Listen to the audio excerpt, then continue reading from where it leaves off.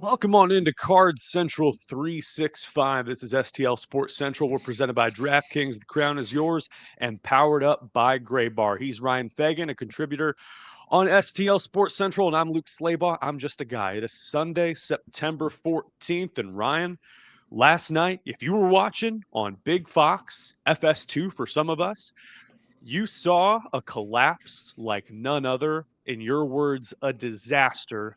9-8, a loss in Yeah. extra innings to the Milwaukee Brewers. What were your takeaways from last night? I mean, it felt a lot like the story of the year, not just for the Cardinals, but for the Brewers, right? This is a Milwaukee team that just is relentless.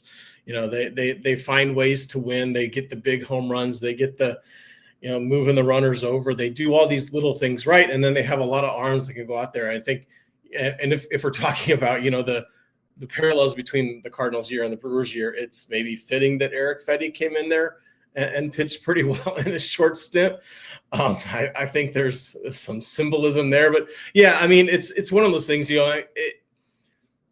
it's a Milwaukee team that understands how to win, right? And it's a Cardinals team that's still kind of figuring that out. And you look at at who pitched. It's not like the Brewers caught the Cardinals on the day that they didn't have their relievers, right? I mean, the Cardinals bullpen has been very good, since the trade deadline. They've had guys come in and get lockdown innings. They've done a good job. And if you look at it, the Cardinals threw Swanson, Romero, O'Brien, and Leahy. I mean, if you're talking about what the Cardinals need to have ready to go out there and win a game and lock down a lead, it's those guys. And it just didn't happen. And that seems a little symbolic for me. I want to say thank you to everyone for tuning in here on this Sunday morning. We know you have options and appreciate the likes and subscribers. A lot of first-time viewers last night on the show. I think it is the Milwaukee Brewers surging, clinching a postseason opportunity. Their fans are rabid. They want as much content as they can get. We have a longtime commenter here, Samuel Howe, here on YouTube commenting, Eric Fedde or Eric Feed, future NLCS MVP. Well, he's got 3 walks in 3 innings for the Brewers, so the command still leaves a lot to be desired. However, him being a part of this, the last guy to start a game 1 for the Cardinals, José Quintana on the bump today. It's a Yeah. little Twilight Zone, isn't it? How the Brewers have kind of superseded the Cardinals school of finding diamonds in the rough and player development Yeah. and all that stuff.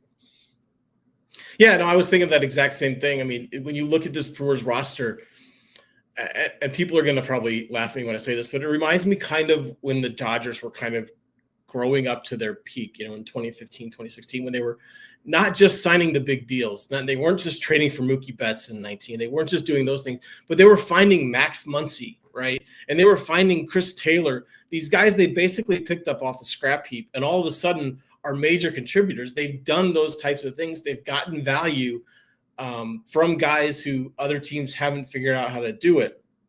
And they've identified players that they want to trade for and who can make a big impact. And it's a lot of the things that the Cardinals used to do. I mean, it used to be like magic. The Cardinals would pick some pitcher up off the scrap heap, and Dave Duncan would make them into not just a competent player, but an impact type player that pitched important innings, whether it was in the rotation. I mean, we remember what happened with Andy Bennis when he came back and all of a sudden he had one final year in the sun. And all these relievers, they used to come back, they'd come to St. Louis, and Duncan would find out ways to make them valuable major league pitchers. And the Brewers are doing that. They're following kind of the blueprint that the Cardinals used to have.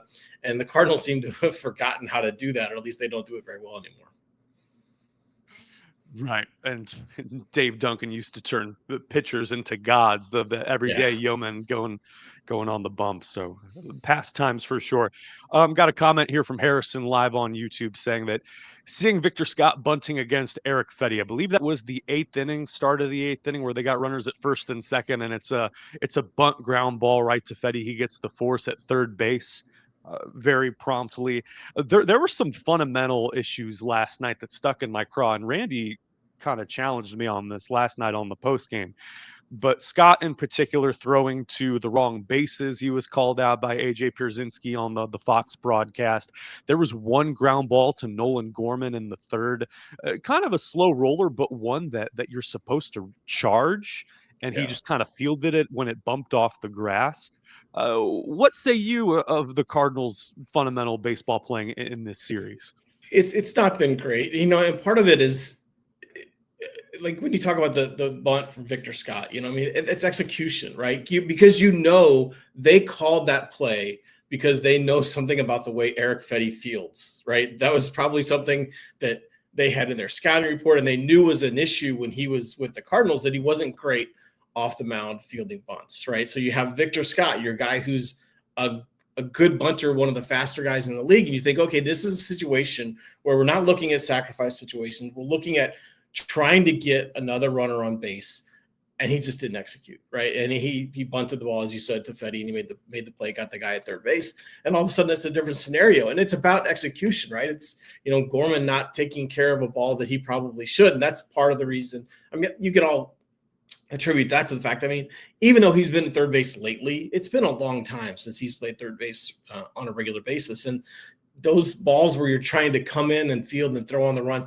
those are some of the toughest plays that third basemen have to make. And that's the kind of thing you can kind of chalk up to rust and not having the chance. And, I mean, if you want to go back even further, it goes back to them not trading Nolan Arenado in the offseason, when that was really literally the only thing that they needed to do if they were going to fully execute, because they couldn't trade Sonny Gray. They couldn't trade Contreras because they both had no clause trades. And they just didn't get it done with Arenado. And I know we could talk about no trade, veto power, whatever he had, all these different things. To do what they wanted to do, the express thing they wanted to do this season, they needed to trade Nolan Arenado. That was the one thing they needed to do in the offseason, and they didn't do it. And so it's not to say that they lost this game because Nolan Gorman hasn't been playing third base, but it's kind of all these things that have led to the Cardinals being where they are, which is really, honestly, not in much any better shape than they were at the beginning of the year when they were going to try to figure out where they were as a team, where some of these players were. They're not in any better shape because they've done all these contradictory decisions and roster management, all these different things they've done that just haven't helped them out this year. So I think when you look at, again, this game, you see the things that the Cardinals have done that have led them to this point, right? And it's not executing. It's not making these plays that with more experience you would get there. And yeah, and that's what happens. You have a game that is very winnable, and you let it go in rather disastrous fashion. Disastrous fashion indeed. And to your point about the no trade clauses, we've seen historically how that can handcuff a team when it's trying to get to point A to point B in its trajectory, whether it's going from a middling squad to competing or trying to start the rebuild and churn out a different roster that pivots to youth. There is a glut on the left side of the infield. And I thought, to be honest, Ryan, having Gorman play his original natural position at third base would have been a revelation and kind of a liberating turn in his arc, so to speak. If he could show that he had the chops at third base that he originally showed at second when he came up in the major leagues. Then when Contreras got suspended, they shift him over to first base. And now you've got at least a threesome or foursome of guys who are all competing for reps at first, with Contreras and at times Burleson and maybe at some point Herrera and now Gorman, guys who look the part of a power bat but are restricted to the corners for the most part. I think that that's maybe the more disappointing development the last couple of years is, signing Wilson Contreras for premium money at a premium up the middle position and then diverting from that post haste. Same thing for Ivan Herrera coming up through the system as a catcher and then not having those chops there. You do have some depth in the likes of Jimmy Crooks and Pedro Pajas able to field that position. And now you're restricted by the no trade clauses that you've handed out. Excuse me, as this piece of hair starts to really get in the way. Man, hair. It's like I don't have to worry about that, man. I got it all gone. It's okay. all gone. No hair there. You win. Oh no, thank you. I appreciate that. It's been restricting to say the least. And one last note I'll say on Eric Fetty. I think the commentator for Fox, Alex Faust, kept referring to him as Freddie, and that slip of the tongue. I was just. Yeah, it was not the last thing you want to do is get caught with your pants down on national TV. And when you're up 6-1 and you've got 12 outs to get in and out of this thing, spoil the celebration, have it more subdued there in Milwaukee with a heck of a crowd there. It's as you said, it chalks up the season for the Cardinals. Yeah, and it's funny, I kind of want to go back to what you talked about Gorman, him playing like 3 different positions lately, right? We've seen with Nolan Gorman, right, that he is at best, like best case scenario, he's competent in the field, right? And if he's stable, if he's playing in a position and he's giving you adequate defense at a position, you'll live with that as long as he's giving you the power. And, we've seen the stretches this year where he's, I don't want to say cut down on the strikeouts, but he's at least increased the walks. He's made contact more. He's had a couple of big hits. He's shown you these pieces, but they keep throwing him all around the diamond. He's not a good enough fielder to be doing these things. And I'm not placing that blame on the coaching staff and Ali Marmol. Again, it comes down to what they wanted to do for this season versus the roster that was given to them by the front office, by John Mozeliak. And it just, we see these failures of the offseason come to light over and over. And I think that's part of the reason that you've seen the frustration with the fans in terms of staying away. I mean, Randy was talking about a couple of days ago on the morning show. I mean, they've dropped 1 million fans in 3 years in attendance. That's crazy. That is not, the fan base is a little annoyed. That is, the fan base is turning apathetic, right? And I never thought that would happen. I shouldn't say I never thought. I mean, I grew up going to the pre-McGuire games in Busch Stadium where you could go down. I mean, I remember going down with my buddy. We would drive, we'd park, the meters in St. Louis turned off at 5, so you'd park on the street for free, buy a bleacher ticket and go sit for $5 and you'd see a game, right? There was some apathy there because there weren't fans there. But I mean, to drop that precipitously, that's because people are not just a little annoyed. They're not a little frustrated. They're angry because they see things like that happen. And it's not a matter of the players. It's a matter of the front office not designing a roster to match what they say they want to do. And I think, you just, I don't want to keep coming back to that, but when little things like that happen, you just see that. I mean, look, I've talked to, I've been in a lot of clubhouses, talked to a lot of players, a lot of infielders talking about making the switch around the diamond, right? Going from one side of the diamond, second base, where Gorman has played most of his games, right? So you're facing this way and you're throwing back this way, to the other side of the diamond. All of a sudden on third base, you're looking at the game from a completely different perspective. He's not a good enough fielder to be doing that if you want him focusing on the thing that he's really supposed to be good at, which is hitting for power and making more contact and being more discerning. Because if you want him to only focus on that thing, right, because that's where his value lies, the ability to be the potential Kyle Schwarber type of player, right? Kyle Schwarber is elite. He's this level. I'm not saying that Nolan Gorman's ever going to get there, but he could be like a second level type Kyle Schwarber. But they're not letting him focus on that one thing he's supposed to be working on to be better at, to bring the value to the team. And it's because of the roster management. And it's somewhat infuriating. We've seen so many things with the front office and, decisions that Mozeliak made in the offseason, and then Mozeliak being in charge all season when Chaim Bloom is the guy who's going to be in charge in the future. That's another bizarre situation that still doesn't make any sense to me. And every day it seems to rear its head a little bit more. But, I think it's to the point now that the season at this point, can it end soon enough? I don't think so. Well, we got 13 more of these slogs to go, and Samuel Howe commenting, fans bought into a rebuild that became a retool to stay the course, echoing your comment that John Mozeliak was saying, have a little bit of patience. I love the reference to notable Chicago Cubs non-tender Kyle Schwarber there. What a time. Yeah, what a time. I remember when they did that, you're like, are you kidding me? I mean, I know he had a bad year, but he had 2 years left and it was only money. And it wasn't like he was going to make $20 million a year and they DFA'd him. Yeah, that was mind-boggling then. And it has been every day since. So, it's not just the Cardinals that make front office decisions to make you scratch your head. It happens everywhere. It just seems to be a bunch of them contributing to this season's situation right now. People made a lot of silly decisions there after that COVID season, so I'm with you 100%. You mentioned the meters turning off at 5 o'clock in downtown St. Louis. Yeah. I once worked a job down underneath Busch Stadium, and I would park at Four Hands and walk, the mile plus or whatever it Yeah. was, 7-ish blocks, just to avoid the parking charges down there. Lost a lot of weight that way in the There you summer of go. 2019. There it was. All right, Missouri, get ready. We're going to talk to you a little bit about the sponsor of the show, and that's DraftKings. The wait's almost over. It's coming soon to the Show Me State. Like it, love it, don't like it. Who cares? They're coming. You can sign up today. New Missouri customers can get $300 in bonus bets when DraftKings launches on December 1st. Download now and place a $5 bet when they go live.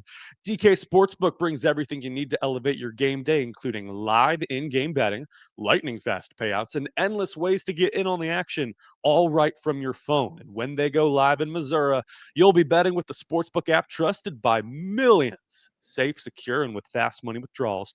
Download the DraftKings Sportsbook app now and use the code STL Sports to grab $300 in bonus bets with just a $5 bet when DraftKings goes live December 1st. That's code STLSPORTS in partnership with DraftKings Sportsbook. Gambling problem? Call 1-800-GAMBLER. 21 plus, physically present in Missouri. Eligibility restrictions apply. Bonus bets expire 7 days after issuance. Excludes customers who redeem pre-launch sign-up offer. Terms at sportsbook.draftkings.com/promos. And one more to our friends at The Legal Buddy. This show is brought to you in part by the Legal Buddy app. Life happens fast. 1 minute you're driving home. The next flashing lights are in your rear view when trouble knocks. Answer with confidence. Legal Buddy app can connect you to a local attorney in seconds, whether it's a DWI, car accident, criminal charge, or traffic ticket. I don't want the details. Just use Legal Buddy. It's the app. You can go to legalbuddyapp.com, register, use code LEGAL to enter for a chance to win $250 Amazon gift card. Always on your side. That's the Legal Buddy app. All right. The Cardinals carry on, and with a little more than a dozen games left in the season, they turn to the last gentleman to start a playoff game for the Cardinals, going up against the guy who started the previous penultimate game for the Cardinals in a playoff series. It is Miles Mikolas, the right-hander, against left-hander José Quintana. The good news is that Miles Mikolas is coming off an encouraging outing on the road against the Mariners, just 2 earned runs in 5 innings. And also good news is that the last quality start Miles Mikolas had on the road was in this ballpark, American Family Field, on June 15th. No run support. Loses 3-2, gives up a solo shot to Christian Yelich. Miles Mikolas pitching to a 6.54 ERA on the road. Ryan Fagan, what is the key for Miles to have success and what appears to be the Mikolas farewell tour? Yeah, I mean, he's got to be in the strike zone, but not in the middle of the strike zone. I mean, it seems very basic to say that, but I mean, he's not a guy who's going to get swing and miss if the ball is anywhere near the middle of that strike zone. He's a guy who's got to live on the edges, and that's what we've seen. You know, it can be a dangerous game to play, right? Because if you're trying to hit that corner and you're just this far outside, that's going to be a ball, and then you get behind of the count because he's got to work ahead of the count. He's got to do these things. He's got to keep the ball in the ballpark, which is easier to do in Busch Stadium than it is a lot of places. He's been okay lately, right? I mean, I think between the two of them, Mikolas and Fetty, the Cardinals made the right choice to DF one and not DFA the other. Now, should they have gone into the season with both of those guys? I don't know. We talk about offseason failings and, not trading Fetty when he had some value in the offseason still kind of is a head scratcher. Again, mixed signals of what they want to do here. But yeah, Mikolas he's been okay. I mean, he's throwing 5 or 6 innings more often lately. I think, what is it, his last 5-6 starts, he's been in that at least 5 innings. Well, no, I guess he had the clunker in Tampa Bay. I forgot about that one. So 5 of his last 6 starts, he's got at least 5 innings, which is something that when he was super struggling, he wasn't doing that at all. So he's been better. He's been enough to play out the string. But yeah, it would be shocking. I saw somebody make a comment one time. They're like, maybe the Cardinals should sign him for next year and only let him pitch at home.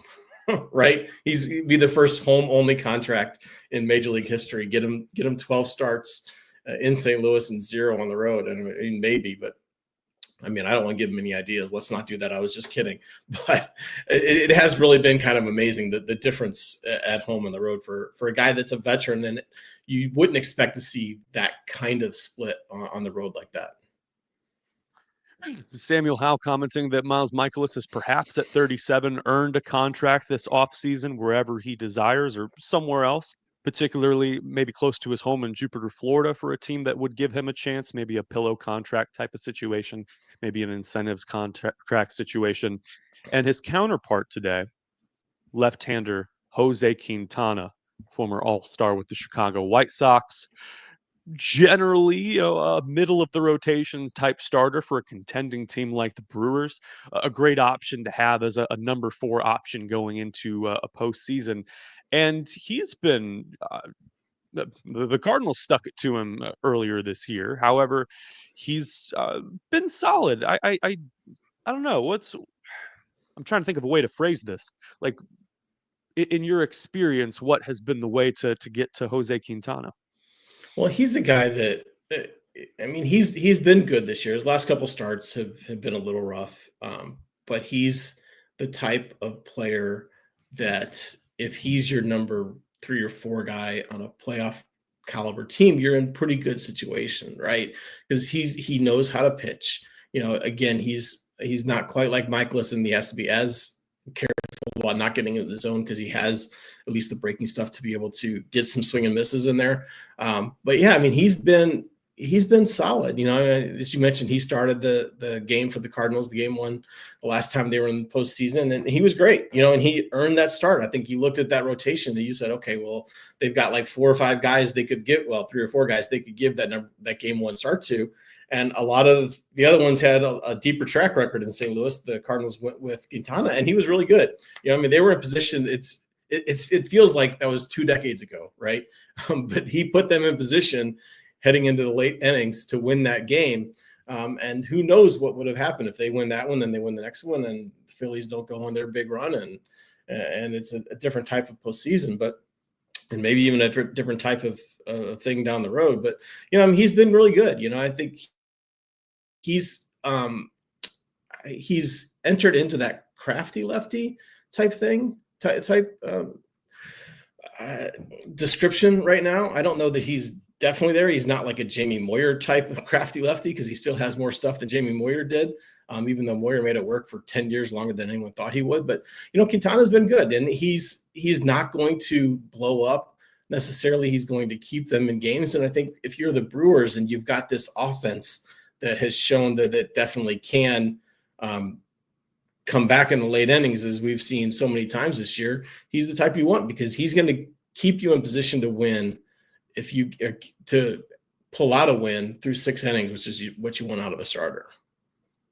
Yeah, Quintana with a good 2 WAR season last year with the New York Mets, and so yeah, crafty lefty is how I would describe him as well. I want to pivot to this comment here on YouTube. Dave Berryman saying, Ryan and Luke, hi.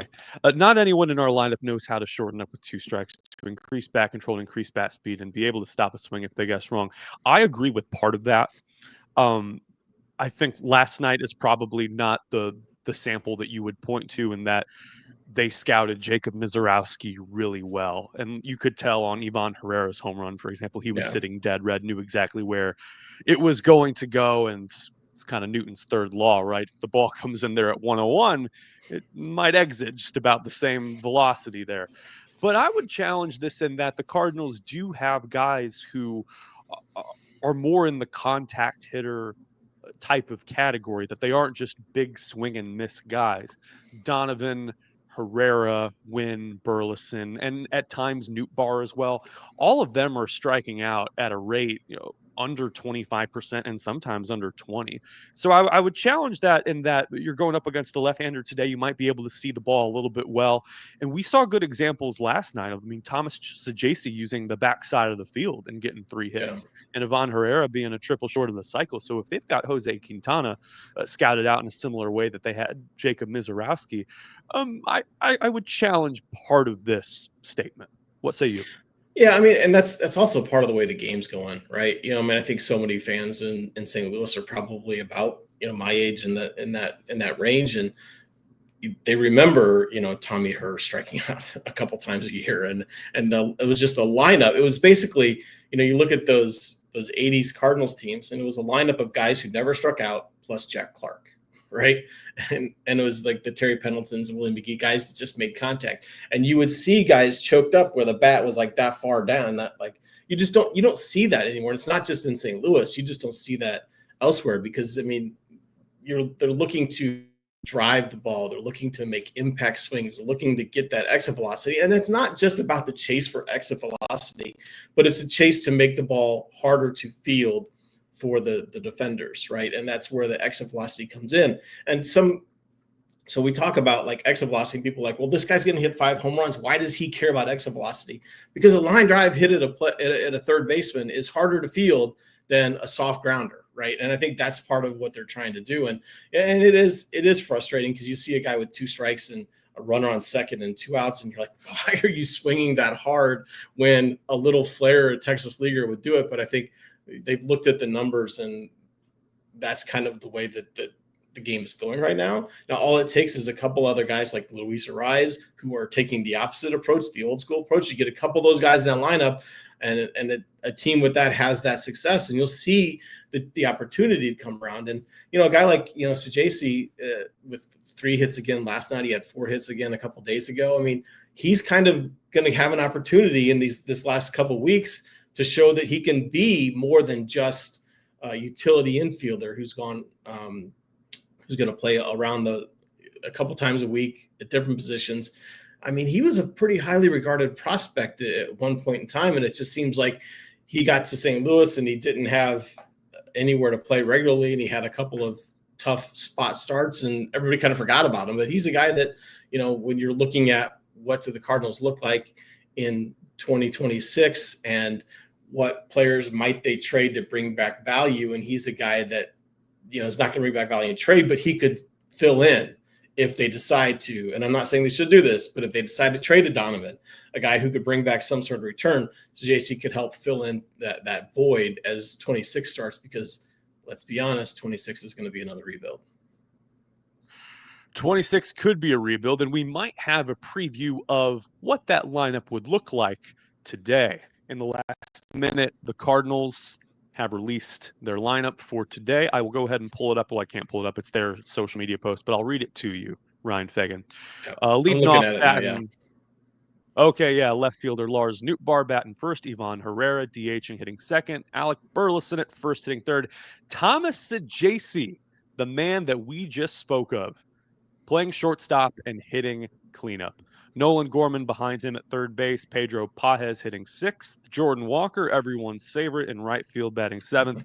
Jose Fermin in the 8-hole playing second base, and Nathan Church rounding it out in center field. Thomas Saggese has 1 at-bat this season in the cleanup spot. What do you think happened? To have him there today, or in that one spot? 1 at-bat. I'm not putting you on the spot. I'm just saying yes. Yeah, I'm sure it was a pinch hit sort of situation where they had done a double swap and like probably pulled somebody out. But yeah, I don't remember offhand. It was a home run. I can't speak to when it was. I'm just looking at the splits right now. 1 at bat this season. Nice. And it may have been a grand slam. So he's basically Aaron Judge, is what you're saying. He's going to be the next Aaron Judge for the. Is Aaron Judge. I mean, I think it's funny when you look at this lineup, and it's certainly not a traditional lineup in the fact that you've got, because he's not a big power guy. I mean, he's a guy that, if he plays a full season, that could hit 15, maybe 20 at the top. But what they're just looking for is someone to make contact, right? And let's be honest, they're looking for somebody in the cleanup spot who's not going to necessarily drive the ball over the fence, but is going to drive the ball and put it in play and get a chance to get the guys in front of them moving around the bases. It's a lineup that it's kind of maybe what you would expected at the beginning of the year at this point of the season. It's not the greatest lineup they've ever thrown out there. It's not the greatest lineup, and again, lost the series last night in disappointing and deflating fashion. They'll try to salvage one game of 3 here before facing the Brewers towards the end of the month. Final thoughts, Ryan Fagan, as we wrap this one up and look ahead to Cardinals and Brewers. It's a 1:10 first pitch on FanDuel Sports Network Midwest. What else did we miss? What else didn't I ask you? Things basically you would want to cover before we wrap it up here. Well, I think, if we're just talking about what you're looking to see out of the Cardinals over the next couple weeks, right? Because that's kind of what we talk about JC with Mason Wynn going down. He's got a chance to get at bats maybe in a way that he hasn't had. I'm curious to see how the last few weeks play out, because there are opportunities here, right? And as the Cardinals go into the last couple of weeks and decide what they're and what I'm looking at what he's going to do, Mason Windu had the comment there saying they are trading Donovan and Newt. I'm not sure that they're trading both of them because I'm not sure what they would get. I'm not sure. We haven't seen how Chaim Bloom is going to approach the offseason because he hasn't been allowed to talk, right? Which is just, again, bizarre. But it's an opportunity for guys like JC. And like if he hits 300 in the last couple weeks of the season, then they think, okay, well, maybe we could do this and we could have him. We could trade Donovan because, look, I think this offseason they either need to trade Donovan or they need to extend him. They need to do one of the two things because it's going to be a couple years, right, before they're contending. 27 seems like the best case scenario for like legitimate division type contending. And by that point, he will be near the end of his contract. So they just got to decide what they're going to do with him. But JC has a chance to show that, okay, well, if you do trade Brendan Donovan, you've got this guy who can at least be competent in the role. So it's not like falling off the table. And, same thing for guys like, Victor Scott's been in there all year, but he's got to show that he can put the bunt down where he's supposed to. He throws to the right base. And, he's one of the guys coming into this spring, just talking to him at the winter warm-up a little bit and understanding how he was taking a more mental approach to the game. I think he can take that next step forward. He can, because he took what was a disastrous last season, 2024, and he spent the offseason working on it, the mental aspect and keeping everything in that little notebook of his. And he was better this year, right? So if he takes this year and does that same thing and uses it to build on next year, he can be there. It would be nice for him to have a good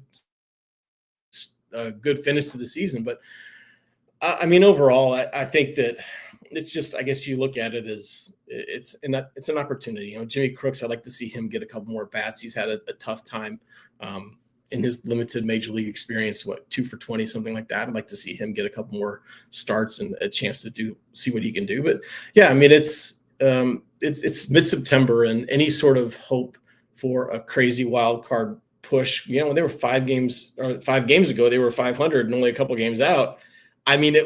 Crazier things have happened in baseball, but now the way they played lately, the way they've lost a couple of these games, that's not going to happen. So let's see what you got, young guys.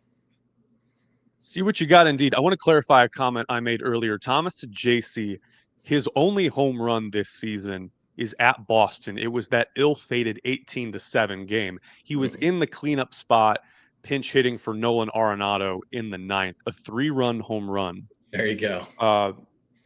And he had a sac fly earlier in that game that counted for an RBI. So 1 official at-bats in that game that was a 3-run home run, but 4 RBIs in the cleanup spot.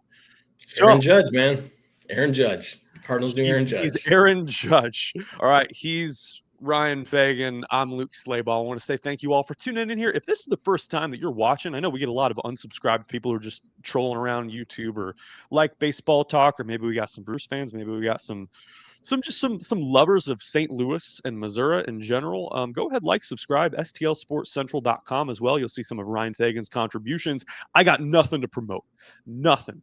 but we know that Randy Carricker show happens every day. Bertie Miklasz a few times a week. Brendan Schaefer with some excellent analysis. As per usual, Samuel Howe saying, thanks, guys. It's Luke's second show today. It is technically, I think, no, Randy and I went off the air like 10 minutes before midnight. I am gassed. I don't know who's doing post game today, but they got a lot to cover. He's Ryan Fagan. I'm Luke Slabaugh. I want to say thank you all for tuning in here to Card Central 365, presented by DraftKings and powered by Gray Bar. Have yourselves a wonderful day.